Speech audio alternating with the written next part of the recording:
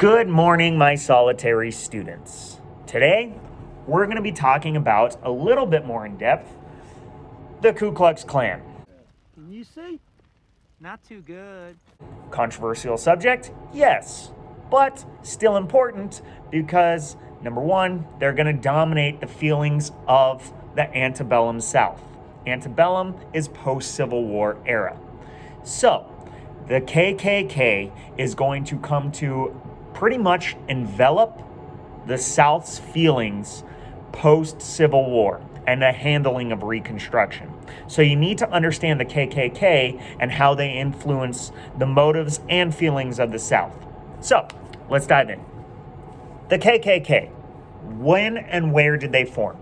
First and foremost, they formed in the late 1860s in a place called Pulaski, Tennessee. Who was their founder? There's no one specific person. It was more like a group of former Confederate generals. And they started this whole thing actually as a social club. All they wanted to do was basically get together, have a few drinks, and talk about how bad Congress was handling this Reconstruction era and all the activities, primarily the passing of the 13th, 14th, and 15th Amendments, which is going to be the civil rights amendments that give African Americans their freedom, their rights, and ultimately the right to vote. So it was just basically started as a social club to air your grievances. We all think the bag was a nice idea. Yeah. But not pointing any fingers, they could have been done better. Now, why the name? Ku Klux Klan. What does it even mean?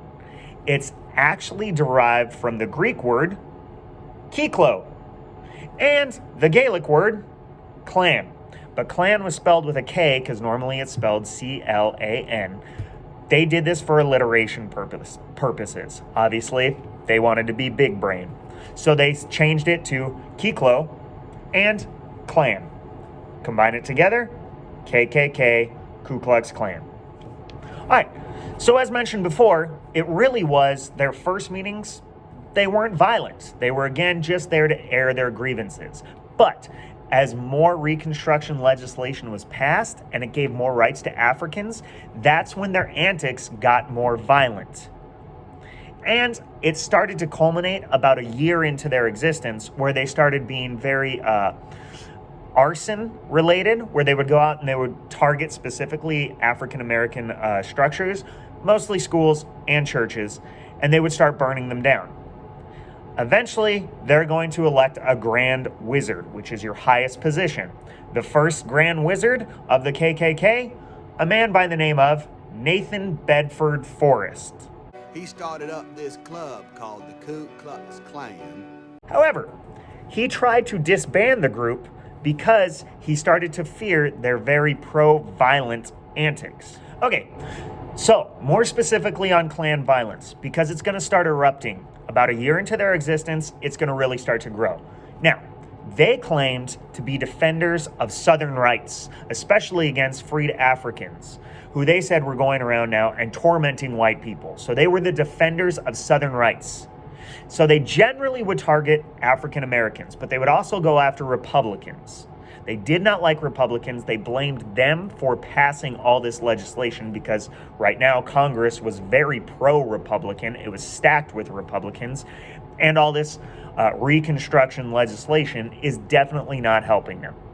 So Klan violence was especially high in counties that had equal numbers of population amongst the races. So where population was evenly distributed between whites and blacks, then you had violence that by the KKK that would escalate. Now, typically, their terrorist acts would consist of two things. First and foremost, arson.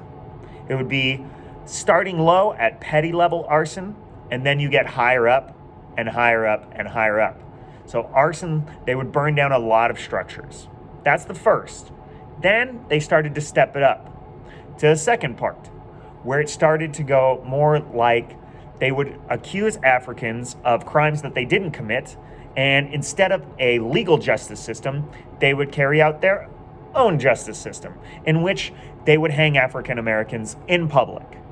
So murder was their second form of terrorist attack. How did Congress combat this? They passed a bunch of legislation. Then you get the Military Act. That's when Ulysses S. Grant, with Congress's approval, forced the military into these places to stop Ku Klux Klan violence.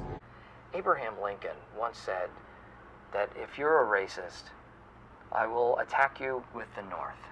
So now at gunpoint, they are being told what they need to do to follow Reconstruction law. This, of course, angers the South even more. However, in all of this time, no arrests are made, or at least very few, from members of the Ku Klux Klan. So, what happened to the Ku Klux Klan? If they seem to be so successful, especially in the South, what happens to them? It's actually pretty easy. The South accepted them.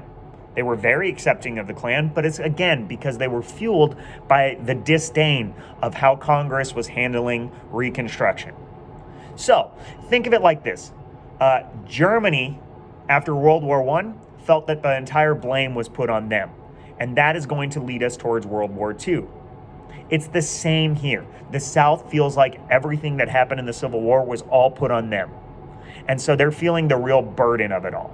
So they accept the Ku Klux Klan because it's pretty much culminating in how they hate Congress's handling of these Reconstruction level activities that they keep putting in.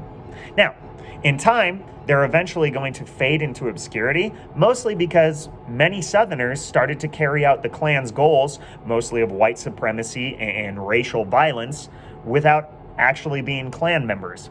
They took the goals of the KKK and absorbed them in their daily life.